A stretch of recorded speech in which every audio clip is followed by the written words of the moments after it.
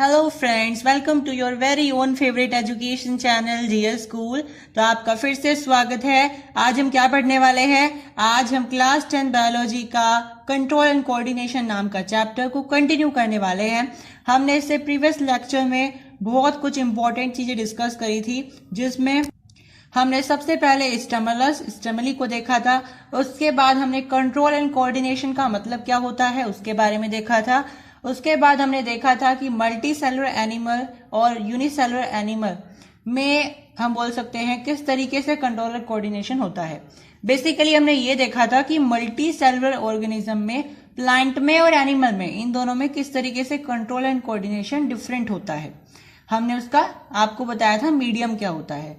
Plant में generally किससे होता है? प्लांट हार्मोन से होता है, और एनिमल्स में हार्मोन से भी होता है, और उनमें नर्वस सिस्टम भी इन्वॉल्व होता है। तो हमारी बात चल रही थी पिछले लेक्चर में कि प्लांट की ग्रोथ की स्टेजेस क्या होती है। मैंने आपको बताया था उसकी 3 स्टेजेस होती हैं। उसके बाद हमने देखा था कि प्लांट के 4 हार्मोन्स होते हैं मेजरली। मैंने उनके नाम भी आपको बता दिए थे। आज हम उन्हीं हार्मोन्स के बारे में डिटेल में डिस्कशन करने वाले हैं। तो चलिए स्टार्ट कर देते हैं। तो सबसे पहला आपके पास जो हार्मोन है वो है ऑक्सिन। तो भाई ऑक्सिन क्या करता है? ऑक्सिन प्लांट में सेल एनलार्जमेंट को प्रमोट करता है। मतलब ऑक्सिन की मदद से ही प्लांट के अंदर सेल में एनलार्जमेंट होती है और सेल डिफरेंशिएशन होती है। यानी कि ऑक्सिन क्या करेगा, जैसे ही सेल डिवाइड हो जाएंगे, हालांकि ऑक्सिन का ये फंक्शन नहीं होता है कि वो सेल भी डिवाइड करे, लेकिन वो वेट करेगा कि जैसे ही सेल डिवीजन होगी वो उसके बाद उन सेल्स को क्या करेगा, एनलार्ज कर देगा, और उसके बाद फिर क्या करने वाला है, वो उनको डिफरेंशिएट करेगा। डिफरेंशिएट करने का मतलब मैंने आपको पिछले लेक्चर में बताया था कि सेल डिफरेंशिएशन का मतलब होता है कि अलग अलग सेल्स को अलग अलग लोकेशंस में पहुंचा देना, ताकि वो अलग अलग पर्टिकुलर जगह पे जाकर के अपना खुद का इंपॉर्टेंट फंक्शन प्ले कर सके। जैसे आपके पास अलग अलग सेल्स होते हैं अलग अलग रीजन्स में आपकी बॉडी में, ओके, इस तरीके से ही प्लांट में होता है। ऑक्सिन फिर क्या करता है? ऑक्सिन फ्रूट ग्रोथ में भी मदद करता है। यानी कि जो प्लांट पर या पेड़ पर जो भी उसके फल लगे हुए हैं उसकी ग्रोथ में भी ऑक्सिन बहुत इंपॉर्टेंट रोल प्ले करता है। ऑल्सो ऑक्सिन क्या करता है? ऑक्सिन रिस्पॉन्ड करने में भी मदद करता है। किससे? प्लांट को किससे? लाइट से और ग्रेविटी से। फिर जैसा कि मैंने आपको बताया भी था कि जो प्लांट होते हैं वो रिस्पॉन्ड भी कैसे कर पाते हैं? अपने हॉर्मोन्स की मदद से। तो जो यहाँ पे जो प्लांट है वो रिस्पॉन्ड जब करता है लाइट से और ग्रेविटी नाम के स्टिमुलस से, तो उसको कौन रिएक्ट करवाता है? उसको ऑक्सिन रिएक्ट करवाता है। अब ये ऑक्सिन प्लांट के अंदर आता कहाँ से है? तो ये ऑक्सिन प्लांट के अंदर खुद से ही फॉर्म होता है। कहाँ पे फॉर्म होता है? तो हम बोल सकते हैं कि ये प्लांट की टिप ऑफ द लीव्स और स्टेम्स में फॉर्म होता है। मतलब जो प्लांट होता है ना, उसकी जो लीव्स होती है, जैसे ये इसकी लीफ है, तो इसकी टिप पर, इन जो इसके प्लांट की टिप्स पर लीव्स होती हैं, उनके सेल्स के द्वारा ऑक्सिन की फॉर्मेशन होती है। ओके, तो यहाँ पे क्या है आपके, जैसे यहाँ पे स्टेम है, तो स्टेम के जो सेल्स हैं ये क्या करेंगे, ये सेल्स क्या करेंगे, ये सेल्स ऑक्सिन को प्रोड्यूस करेंगे। ऐसी जो आपकी लीफ होती है, लीफ की जो टिप होती है, वो भी क्या करने वाली है, ऑक्सिन को प्रोड्यूस करने वाली है। अब ऑक्सिन का बहुत इंपॉर्टेंट रोल होता है, और ये कभी कभी पूछ लिया जाता है कि ऑक्सिन क्या करता है? आपके स्टेम की ग्रोथ तो बढ़ा देता है, लेकिन रूट्स की ग्रोथ घटा देता है। घटाता नहीं है, उसको स्लो कर देता है। देखिए, हम इसको ऐसे बोल सकते हैं कि आपका प्लांट है, ये इसकी स्टेम है और ये इसकी रूट्स है, ये आपकी लीफ है। मेनली हमें स्टेम और रूट्स देखनी है। तो ऑक्सिन क्या करेगा, आपकी स्टेम है ना, इसकी जो ग्रोथ है वो तो बहुत बढ़ा देगा, लेकिन ये जो आपकी रूट्स हैं इनकी ग्रोथ को स्लो कर देगा। यानी कि in comparison to the growth of stems, ये रूट्स की ग्रोथ को बहुत स्लो कर देगा। अब जैसा कि मैंने आपको बताया कि ऑक्सिन बहुत इंपॉर्टेंट रोल प्ले करता है किसमें? फ्रूट्स की ग्रोथ में, स्टेम ग्रोथ में। तो ये सारी जो इसकी जो एबिलिटीज होती है ऑक्सिन की, ये हम यूज कर सकते हैं हॉर्टिकल्चर और एग्रीकल्चर में। क्योंकि हॉर्टिकल्चर क्या होता है? जब आप फलों की खेती करते हो, तो क्योंकि ये फलों की ग्रोथ को बढ़ा रहा है, तो जो फल लगाने वाले लोग होते हैं, जो हॉर्टिकल्चर करते हैं, उनके लिए बहुत बढ़िया होता है। तो वो क्या करते हैं? सिंथेटिक ऑक्सिन को अप्लाई करते हैं। सिंथेटिक ऑक्सिन मतलब उन्होंने खुद से ऑक्सिन बनाई हुई है। हालांकि वो नहीं बनाते हैं, इंडस्ट्रीज में आजकल टेक्नोलॉजी आ गई है, तो होता क्या है, ऑक्सीजन को मैन मेड बनाया जाता है। जैसा कि मैंने आपको बताया, ऑक्सीजन प्लांट के द्वारा नेचुरली बनाए जाते हैं। टिप्स ऑफ द लीव्स में जो उनके सेल्स होते हैं, टिप्स ऑफ द लीव्स में वो उनको बनाते हैं, और स्टेम्स में जो सेल्स होते हैं। लेकिन क्योंकि जिस प्लांट में हम बोल सकते हैं कि अगर किसी प्लांट में ऑक्सीजन की कमी है, उसमें जो फ्रूट ग्रोथ है वो बहुत कम है, तो हम क्या कर सकते हैं, उसमें सिंथेटिक ऑक्सीजन को अप्लाई कर सकते हैं, जिससे वहां पे फ्रूट ग्रोथ बढ़ जाएगी, उसकी स्टेम लेंथ बढ़ जाएगी। तो चलिए अब रीड कर लेते हैं दूसरे हार्मोन के बारे में, जिसका नाम है जिबरेलिन्स। अब जो ये जिबरेलिन होता है ना, ये बिल्कुल ऑक्सीजन का ही जुड़वा भाई है, या आप बोल कि उसी का ही छोटा भाई है या बड़ा भाई है, यानी उसी का सिबलिंग है एक तरीके से, क्योंकि इसके मैक्सिमम जो इसके फंक्शन होते हैं वो सेम होते हैं या सिमिलर होते हैं ऑक्सीजन से। सबसे पहला है जैसे कि cell enlargement and cell differentiation, ये भी सेल एनलार्जमेंट और सेल डिफरेंशिएशन में प्रमोट करता है। ओके, नेक्स्ट होता है, इसको बाद में देखेंगे सेकंड वाले को। थर्ड देखिए, प्रमोट्स फ्रूट ग्रोथ, ये भी फ्रूट ग्रोथ को प्रमोट करता है। और चौथा है elongate shoots of various plant, ये भी शूट्स को इलोंगेट करता है। अब आप बोलोगे ये तो अलग हो गया, भाई अलग कैसे हो गया? उन्होंने क्या कहा था आपके ऑक्सीजन में कि ये क्या करेगा, ये स्टेम की ग्रोथ को बढ़ा देगा और रूट की ग्रोथ को स्लो कर देगा। तो वहां से जो पहले वाला पार्ट है, यानी कि स्टेम की ग्रोथ को बढ़ा देने वाला पार्ट, उसका मतलब भी तो ये होता है कि शूट्स को बढ़ा देना, क्योंकि शूट्स भी क्या होती है, रूट के ऊपर वाला हिस्सा। भाई ये आपका रूट होती है, ये आपके प्लांट की लीव्स होती हैं। ओके, तो ये जो रूट के ऊपर वाला हिस्सा होता है, इसको आप बोलते हो शूट सिस्टम, और ये नीचे वाला होता है रूट सिस्टम, या आप बोल सकते हो रूट्स, और ये होता है शूट्स। तो ये भी क्या करता है, ये भी शूट्स की इलोंगेशन में मदद करता है। अब ये तो थे सारे के सारे बिल्कुल सेम या सिमिलर जैसे ऑक्सीजन के थे, ठीक है। लेकिन डिफरेंस क्या है भाई, ये रूट की जो ग्रोथ है उसको स्लो नहीं करता, बस ये एक काम करता है, शूट्स की ग्रोथ को बढ़ा देता है। इससे कोई मतलब नहीं है रूट की ग्रोथ शॉर्ट हो रही है या स्लो हो रही है, राइट। लेकिन इसका एक बिल्कुल अलग फंक्शन है, जो कि है helps in breaking dormancy in seeds and birds. ये क्या करता है, सीड्स की डोरमेंसी में मदद करता है, उसकी डोरमेंसी तोड़ने में मदद करता है। जैसा कि मैंने आपको बताया था डोरमेंसी क्या होती है, डोरमेंसी का ब्रेकिंग क्या होता है लास्ट लेक्चर में, तो ये उसमें मदद करता है। साथ ही बर्ड्स की डोरमेंसी को तोड़ने में भी मदद करता है। अब आप कहोगे आपने तो सीड्स के हम बोल सकते हैं डोरमेंसी के बारे में बताया था, अब ये बर्ड्स की डोरमेंसी क्या होती है भाई? जैसे एग्जांपल ले लीजिए, आपने क्या किया, आप एक गार्डन में गए, वहां पे बहुत सारे रोज के प्लांट लगे हुए हैं, गुलाब के पौधे लगे हुए हैं, उनपे बहुत सारी बर्ड्स लगी हुई हैं, कलियां लगी हुई हैं। अब आप क्या देखते हो, जो कली बिल्कुल सेम टाइम पे निकली थी, मान लीजिए आज ही वो कली नई नई निकली है, अब उसमें से आप ये देखोगे कि कोई कली तो उसी दिन मतलब कोई कली क्या करेगी, 3-4 दिन बाद खिल जाएगी, कोई कली 7-8 दिन भी ले लेगी, कोई कली 2-3 दिन बाद ही खिल जाएगी। तो यहाँ पे क्या हो रहा है, ये कली के खिलने के बारे में जो प्रोपोर्शन है वो अलग अलग आ रहा है, राइट। जो कली है वो फूल में तब्दील होने का जो टाइम है वो अलग अलग आ रहा है, यानी कि उसकी जो डोरमेंसी है बर्ड की, वो टूटने के टाइम में टाइम डिफरेंट आ रहा है। तो इसी को हम बोलते हैं breaking of dormancy of birds, यानी ये कलियों की ब्रेकिंग का डोरमेंसी इस तरीके से होती है। चलिए अब पढ़ते हैं दूसरे हार्मोन के बारे में, जिसका नाम है साइटोकिनिन। अब ये साइटोकिनिन क्या है, अब इसको आप जो है संधि विच्छेद करिए, मतलब कि आप इसको शब्दों में तोड़ दीजिए। आपके पास है साइटोकिनिन, आप क्या करिए, इसको 2 हिस्सों में तोड़ लीजिए, एक होता है साइटो, एक होता है किनिन।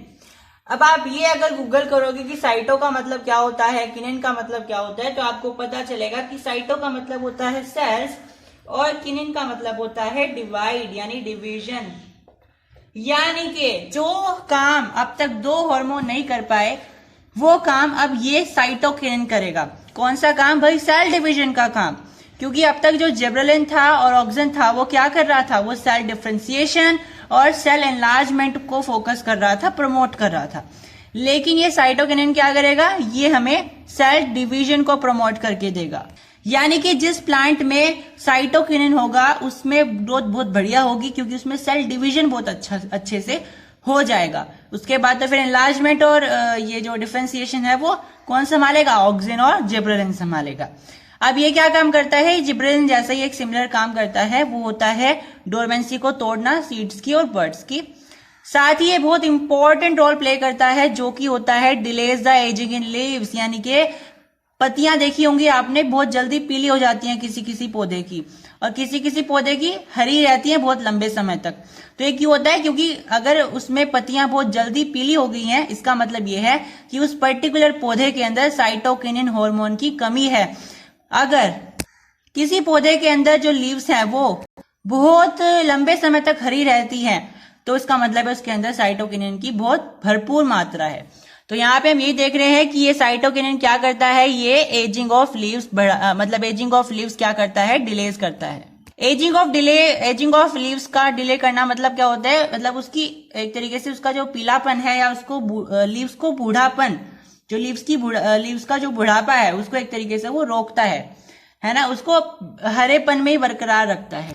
प्लस ये क्या करता है हमारे पास, ये स्टोमेटा की ओपनिंग में भी मदद करता है। अब स्टोमेटा की ओपनिंग कितनी इंपॉर्टेंट होती है आप सभी को पता है। जब भी प्लांट के अंदर बहुत एक्सेस वाटर होता है, बहुत ज्यादा अमाउंट ऑफ वाटर होता है, तो क्या करता है प्लांट अपने स्टोमेटा के गार्ड सेल्स को ओपन करके वो सारा का सारा पानी एक तरीके से बाहर निकाल देता है। तो ये जो प्लांट की ओपनिंग होती है, स्टोमेटा की ओपनिंग होती है, इसको कौन प्रमोट कर रहा है, ये साइटोकिनिन कर रहा है। साथ में ये फ्रूट ग्रोथ में भी मदद करता है। अब बढ़ते हैं लास्ट हार्मोन के बारे में। अब ये है एब्सिसिक एसिड। अब तक जो हमने पढ़े ना वो क्या थे, हीरो थे हमारे प्लांट हार्मोन की कहानी में, फैमिली में। ये सारे क्या थे, ये नायक थे, हीरो थे। अब एंट्री होती है विलन की, यानी कि एब्सिसिक एसिड। अब ये ना उल्टा काम करेगा इन सब से। ये क्या करता है, ये ग्रोथ को इनहेबिट करता है। यानी कि अब तक जितने भी हार्मोन प्लांट की ग्रोथ को प्रमोट कर रहे थे, चाहे वो सेल डिवीजन से कर रहे हो, चाहे वो सेल डिफरेंशिएशन से कर रहे हो, या फिर सेल एनलार्जमेंट से कर रहे हो, लेकिन ये एब्सिसिक एसिड क्या करता है, उसी ग्रोथ को रोक देता है, इनहेबिट कर देता है। ओके, साथ में ये क्या करता है, थर्ड वाला पढ़ते हैं, सेकंड वाला बाद में पढ़ेंगे। Promotes the closing of stomata, यानी कि अब तक जो साइटोकिनिन है वो क्या कर रहा था, वो स्टोमेटा की ओपनिंग में मदद कर रहा था। ये क्या करेगा, ये क्लोजिंग में मदद करेगा। ओके, फोर्थ वाला क्या, promotes the waiting and falling of leaves, यानी कि साइटोकिनिन क्या कर रहा था, लीव्स को बूढ़ा होने से रोक रहा था, एक तरीके से उनको गिरने से रोक रहा था, टूट के गिरने से रोक रहा था, है ना भाई। पीली होंगी पत्तियां जब तो नीचे गिरेंगी, मुरझाएंगी तभी तो नीचे गिरेंगी। तो साइटोकिनिन क्या कर रहा था, उनकी इस एजिंग को डिले कर रहा था। लेकिन ये एब्सिसिक एसिड क्या करेगा, प्रमोट करेगा कि वो नीचे गिर जाए।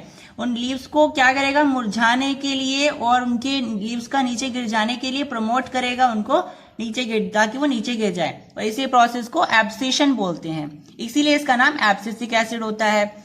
लेकिन ये एक अच्छा काम भी कर लेता है, वो क्या है, promotes dormancy of seeds and birds, birds और सीड्स की डोरमेंसी को ब्रेक करने में भी मदद करता है। तो यहाँ पे हमारे हार्मोन्स की डिटेल हो गई है कंप्लीट। अब पढ़ते हैं प्लांट के मूवमेंट के बारे में। अब ये क्या होता है भाई, देखिए जैसे ही आपने देखा होगा, जैसे ही सन निकलता है तो जो हमारा सनफ्लावर होता है ना, उसकी डायरेक्शन कहाँ चली जाती है, सन की तरफ चली जाती है। तो यहाँ पे डायरेक्शन बताई जा रही है, यानी कि सन की निकलते ही जो सनफ्लावर है वो उसकी डायरेक्शन में चला जाएगा। ऐसे ही मूनफ्लावर होता है। लेकिन आपने देखा होगा टच मी नॉट प्लांट को, आप जैसे ही उसको टच करते हो तो वो क्या हो जाएगा, वो किसी भी डायरेक्शन से अपने आप को एक तरीके से हम बोल सकते हैं मुरझा जाएगा। तो उसमें डायरेक्शन का हमें पता नहीं होता है। ओके, तो यहाँ पे जो हम बोल रहे हैं कि जो आपका सनफ्लावर है वो सन की तरफ जाएगा, तो यहाँ पे डायरेक्शन फिक्स हो रही है। लेकिन टच मी नॉट प्लांट में डायरेक्शन का कोई भी इन्वॉल्वमेंट नहीं है। तो इसी बेसिस पर प्लांट के मूवमेंट को दो कैटेगरीज में कैटेगराइज्ड किया गया है। सबसे पहली कैटेगरी होती है यहाँ पे ट्रोपिज्म, दूसरी कैटेगरी होती है नेस्टिक। अब ट्रोपिज्म क्या होता है, वही डायरेक्शन वाला, और नेस्टिक क्या होता है, बिना डायरेक्शन वाला। ये तो मैंने आपको शॉर्ट में बता दिया, अब इनको डिटेल में पढ़ते हैं। सबसे पहली बात तो ये है कि जो ट्रोपिज्म होता है ना केवल ये एक मूवमेंट होता है, बल्कि ये एक ग्रोथ मूवमेंट होता है। यानी कि ट्रोपिज्म उन मूवमेंट्स में से है जो कि हमें ग्रोथ देते हैं, या फिर हम बोल सकते हैं ये ट्रोपिज्म ही है जिससे ग्रोथ होती है। ओके, अब जैसे ही प्लांट ग्रो करेगा तो वो किसकी डायरेक्शन में ग्रो कर रहा है, तो वो हमारा ट्रोपिज्म होता है। और इसके अलावा अगर वो किसी स्टिमुलस की रिएक्शन किस डायरेक्शन में दे रहा है, वो भी हमारा ट्रोपिज्म होता है। यानी कि कहने की बात यह है कि हम ये बोल सकते हैं कि ट्रोपिज्म क्या है, अगर वो स्टिमुलस की रिएक्शन डायरेक्शन स्पेसिफिकेशन में दे रहा है, मतलब कि डायरेक्शन वाइज दे रहा है, तो वो ट्रोपिज्म है। प्लस इसमें ये भी बहुत बड़ी बात होती है कि ट्रोपिज्म एक ग्रोथ मूवमेंट होता है, ये प्लांट की ग्रोथ में भी मदद करता है। लेकिन नेस्टिक जो मूवमेंट होता है उसके बारे में हम आगे पढ़ेंगे, ये ग्रोथ मूवमेंट नहीं होता है। अब ये जो हमारा ट्रोपिज्म होता है ये दो तरीके का होता है, या तो वो होगा पॉजिटिव ट्रोपिज्म या फिर वो होगा नेगेटिव ट्रोपिज्म। अब पॉजिटिव ट्रोपिज्म क्या होता है और नेगेटिव ट्रोपिज्म क्या होता है, तो आप बोल सकते हो पॉजिटिव ट्रोपिज्म का मतलब होता है अगर प्लांट की जो ग्रोथ है वो स्टिमुलस के डायरेक्शन के टुवर्ड्स हो। एग्जाम्पल के लिए आप बोल सकते हो जैसे ही धूप पड़ती है तो जो प्लांट है उसकी जो लीव्स है वो क्या होती है, टुवर्ड्स द लाइट ग्रो करती है। आपने देखा भी होगा, मान लीजिए आपके पास क्या है, यहाँ पे कोई आपने ऐसा पौधा आपने ऐसा रख दिया तो सूरज तो ऐसे आ रहा है, तो ये इधर डायरेक्शन सीधी डायरेक्शन में जाने की बजाय ये इस तरीके से ग्रो करेगा। तो ये सूरज की डायरेक्शन यानी सनलाइट की डायरेक्शन के टुवर्ड्स जा रहा है, तो ये क्या हो गया, हमारा पॉजिटिव ट्रोपिज्म हो गया। वही नेगेटिव ट्रोपिज्म इसका उल्टा होता है, यानी कि स्टिमुलस की डायरेक्शन के नेगेटिव डायरेक्शन में, मतलब उसके अपोजिट डायरेक्शन में, उससे दूर भागेगा।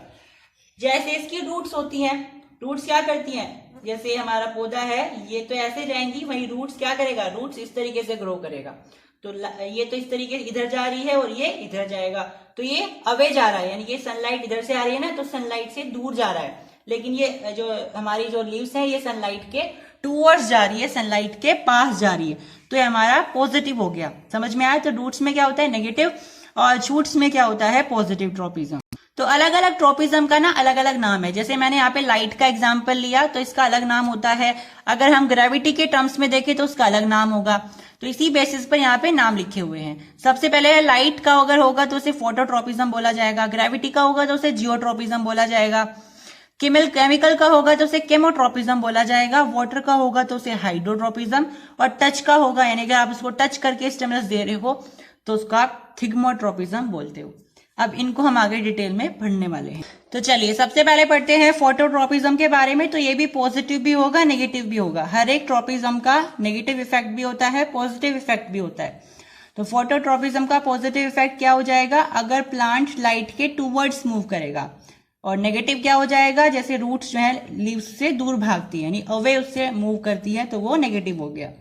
अब जियोट्रोपिज्म मतलब ग्रेविटी से रिलेटेड हो गया, तो वही बात है, अगर प्लांट ग्रेविटी की डायरेक्शन में मूव कर रहा है तो वो आपका पॉजिटिव जियोट्रोपिज्म हो गया। अगर वो away from the direction of जो ग्रेविटी मूव कर रहा है तो वो नेगेटिव हो गया। ऐसे ही केमोट्रोपिज्म में होता है, अगर प्लांट जो है वो केमिकल जो है हम बोल सकते हैं, यानी प्लांट का जो मूवमेंट है वो केमिकल की टुवर्ड्स अगर हो रहा है तो वो पॉजिटिव केमोट्रोपिज्म हो गया, और अगर अवे फ्रॉम केमिकल्स हो रहा है तो इसका मतलब वो नेगेटिव केमोट्रोपिज्म हो गया। ऐसे होता है हाइड्रोट्रोपिज्म, मतलब कि अगर पानी के अंदर जा रहे हैं प्लांट के पार्ट्स तो इसका मतलब वो पॉजिटिव हो गया, और अगर प्लांट जो है पानी के बाहर आ रहे हैं तो मतलब वो नेगेटिव हाइड्रोट्रोपिज्म हो गया। जैसे लोटस का प्लांट होता है तो उसकी रूट्स नीचे की तरफ जाती है, तो यहाँ पे रूट्स जो कर रही है वो पॉजिटिव हाइड्रोट्रोपिज्म कर रही है, और जो शूट्स कर रही है वो क्या कर रही है, वो नेगेटिव हाइड्रोट्रोपिज्म कर रही है। अब थिग्मोट्रोपिज्म भी वही होता है, अगर आपने टच किया है किसी चीज को तो अगर टच की डायरेक्शन में मूव कर रहा है तो इसका मतलब क्या है, वो क्या है, पॉजिटिव थिग्मोट्रोपिज्म हो गया, नहीं तो वो नेगेटिव हो गया। अब जनरली आप कहोगे इसका एग्जाम्पल क्या हो जाएगा, छुआछुई का पेड़, नहीं, वो छुआछुई का पेड़ थिग्मोट्रोपिज्म के एग्जाम्पल नहीं है, ठीक है, क्योंकि उसमें छुआछुई में क्या होता है, डायरेक्शन इन्वॉल्व नहीं होती है। तो थिग्मोट्रोपिज्म का जो पॉजिटिव का एग्जाम्पल हो जाएगा वो हो जाएगा टेंड्रिल्स का। और केमिकल में क्या हो जाएगा भाई, जैसे फर्टिलाइज होता है ना प्लांट की फर्टिलाइजेशन, आप सभी को पता होगा पोलन ग्रेन कहाँ जाता है, ये सारा जो सिस्टम होता है ये केमोट्रोपिज्म में आता है। ऐसे ही जो हम बोल सकते हैं जो ये होता है थिग्मोट्रोपिज्म टेंड्रिल्स का सिस्टम होता है। तो ये जो सारा चीजें हैं इनके यानी एग्जाम्पल्स जो हैं वो हम अगले लेक्चर में डिटेल में पढ़ने वाले हैं, यानी किस तरीके से इनके एग्जाम्पल्स वर्क कर रहे हैं। ये तो हमें समझ में आ गया फोटोट्रोपिज्म पॉजिटिव क्या होगा नेगेटिव क्या होगा, सिंपल सी बात है, अगर टूवर्ड्स किसी ट्रोपिज्म के होगा तो पॉजिटिव हो जाएगा, अवे होगा तो वो नेगेटिव हो जाएगा, हर एक ट्रोपिज्म में ऐसे ही चल रहा है। लेकिन इनके एग्जाम्पल्स आ सकते हैं एग्जाम में, तो हाइड्रोट्रोपिज्म का आ सकता है, और जो हम बोल सकते हैं केमोट्रोपिज्म का